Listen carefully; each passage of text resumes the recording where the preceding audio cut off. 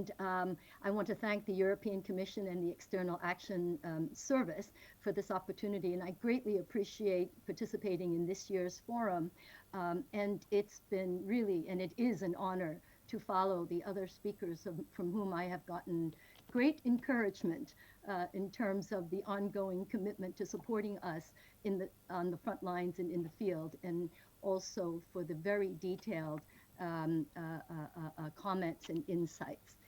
Um, the the This forum this year is taking place at a particularly critical time. One, because it's the 75th anniversary of the founding of the UN, and the annual timing near International Human Rights Day is also especially significant amidst the ongoing reviews and debates about the UN system itself, in particular the treaty body mechanisms, the participation of civil society, and the integrity of the international human rights standards and norms, in particular online and under COVID-19.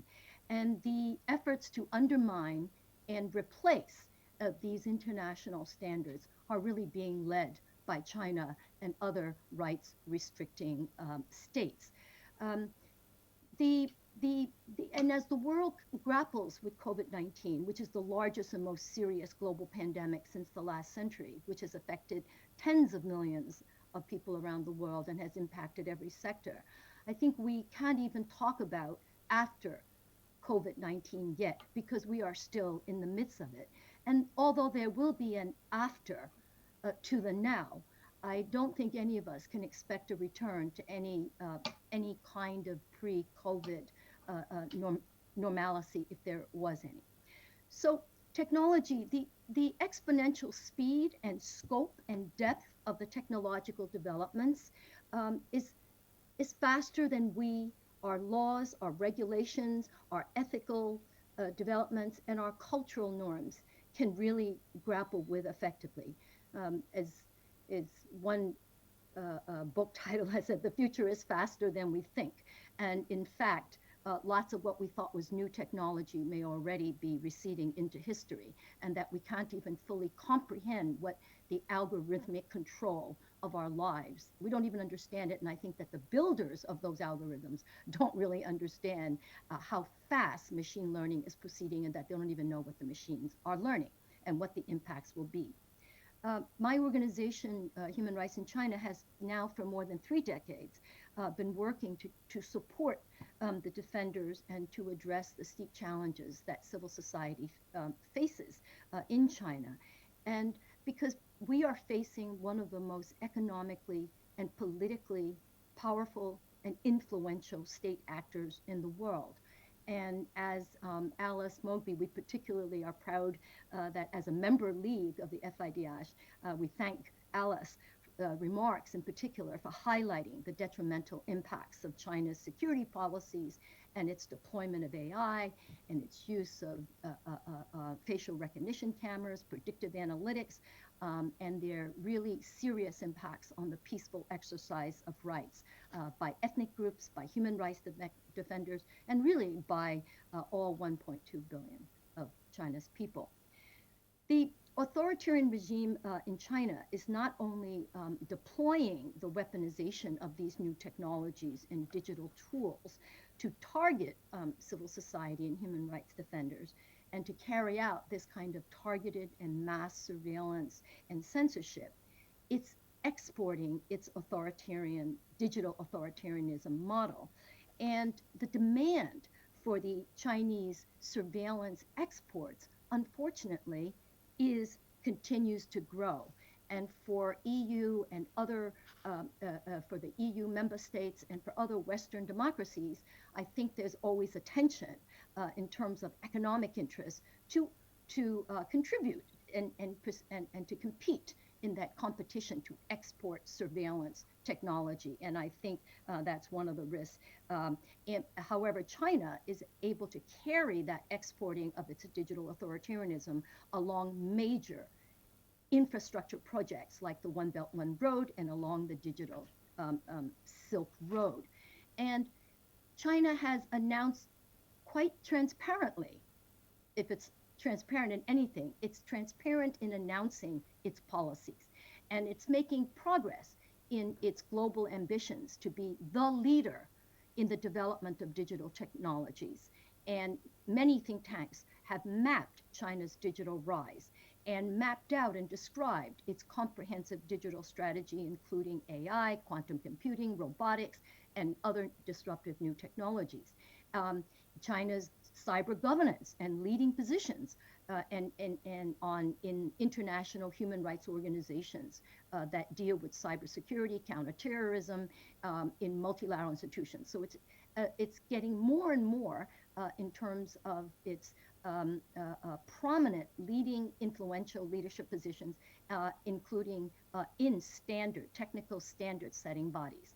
And finally, China's state champions in the tech sector, the BAT, Baidu, Alibaba, Tencent, are shaping the global digital architecture.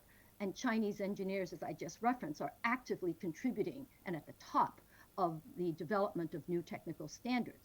But um, I know I was asked to speak about how China is using these digital tools to target and censor, but I think we really need to also keep in mind that activists are also using the digital tools to mobilize, organize, protest, or other social actions. And LGBT activists and feminist activists and legal advocates on the mainland have used and continue to use social media platforms to raise awareness of like domestic violence, sexual harassment, gender discrimination, attacks on the lawyers, and so forth. And during the massive 2019 social protests in Hong Kong, the frontline and ordinary citizens used social media to mobilize, organize all of the actions. They built public opinion polls. Tech tools built the voting platforms for the pandem's primary exercise, and the digital tools documented and raised awareness of the rampant misuse of violence by law enforcement. And digital tools were critical to counter the powerful alternative narrative, very fact adverse narratives that was being promulgated by Beijing so effectively to the international community about what was happening in China. Um, just yesterday or today, depending on our time difference, the ongoing arrests continue and the political harassment of peaceful protesters, including legislators, continue. Um, now, um, COVID-19.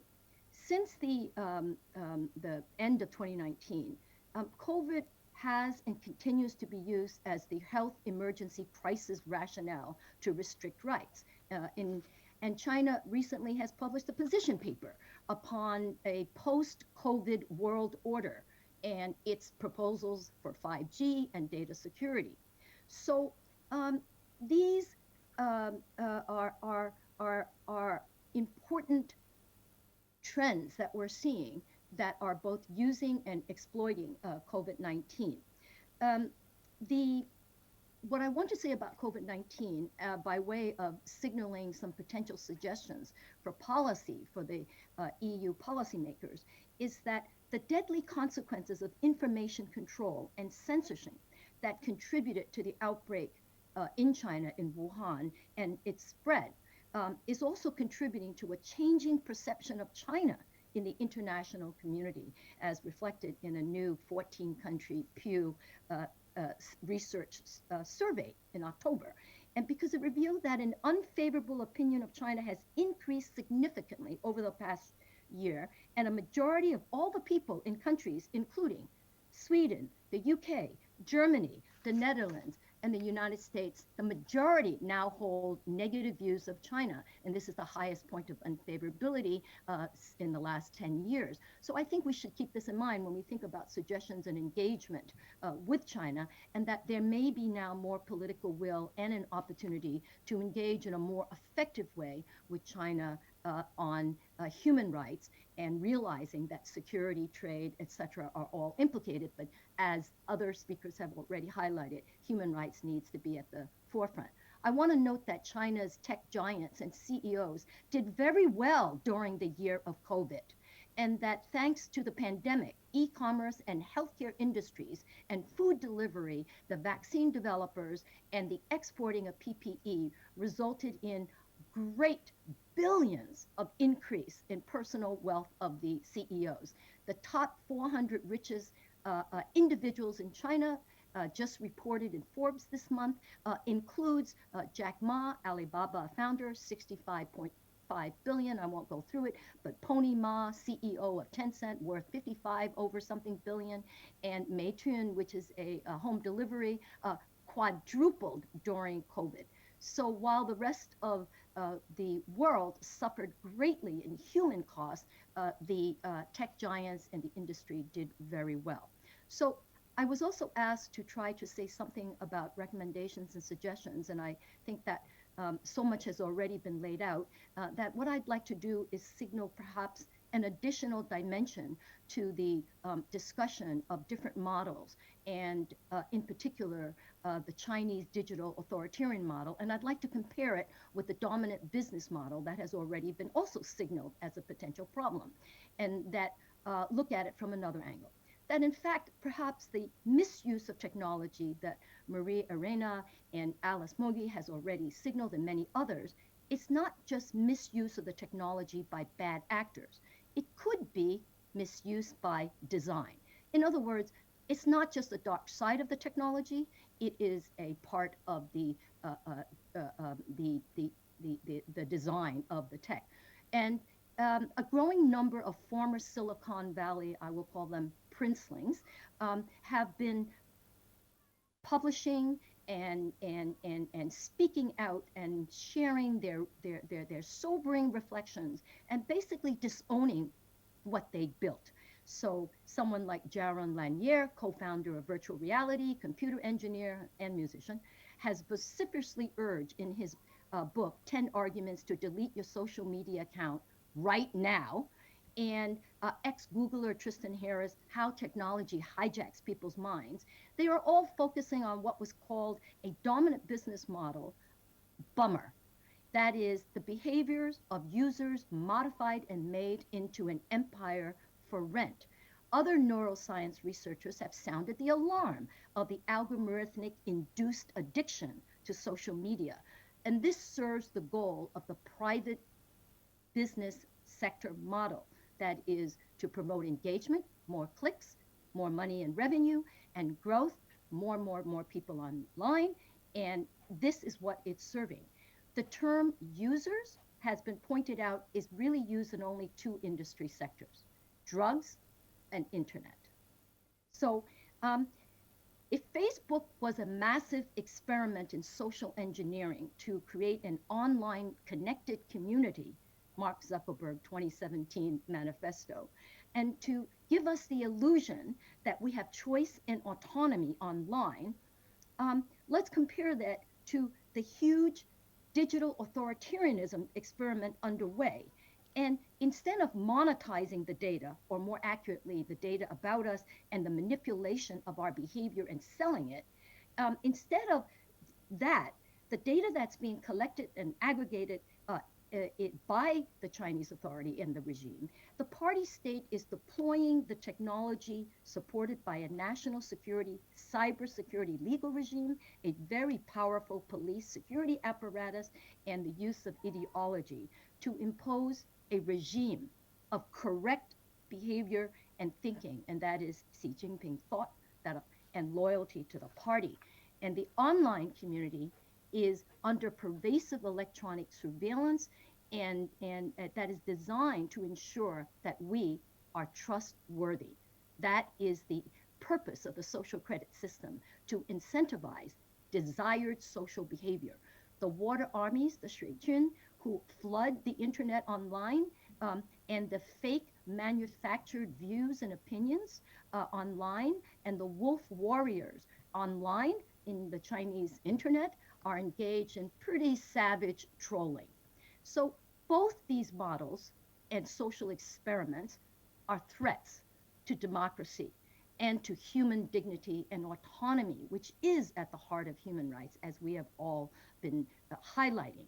So, in some ways, as we think about these complex questions and the way in which the EU policies and the action plans are carried out, I want to suggest that we also perhaps think, are we, that we are all caught, especially human rights defenders, were caught between a rock and a hard place, between the manipulation for profit of surveillance capitalism, Shoshana Zuboff's term, and the economic and political influence of party state authoritarianism.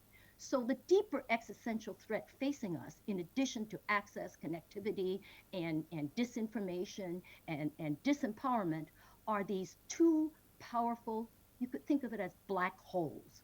These black holes, which are sucking vast amounts of data about us and disappearing into the what has been called the siren servers, the gargantuan cloud computing servers that concentrate power and wealth, and we don't know what's happening to the data.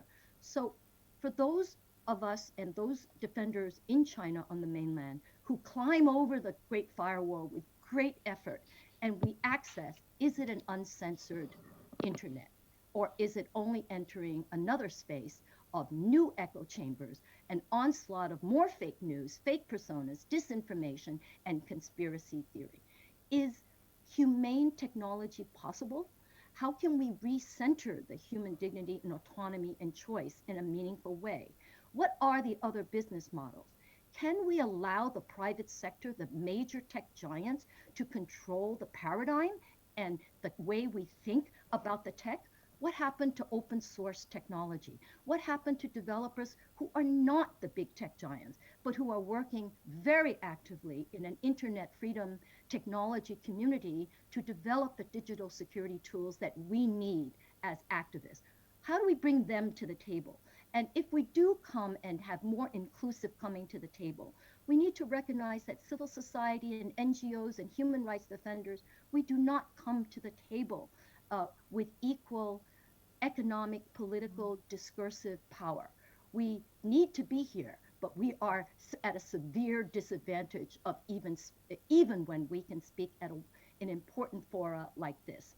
So at the end of the day, um, I want to urge and thank the EU for its leadership on these very complex issues.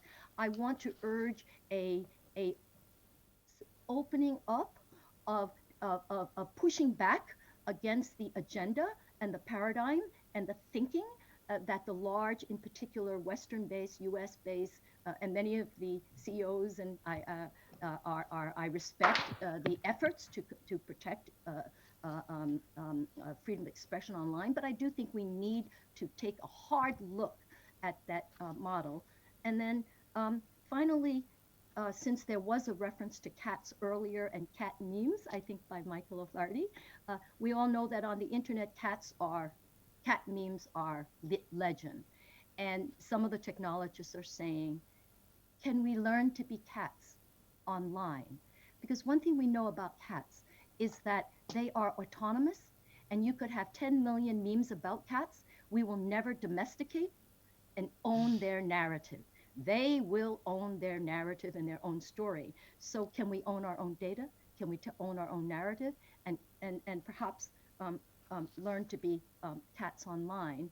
And though I know that I was asked to also make some suggestions for human rights defenders, I think I know we are few in this conversation today based on the registration. But for those who may watch this later, I want to say just one word to all the human rights defenders and civil society groups and activists in the mainland and in China, in particular as a Hong Konger.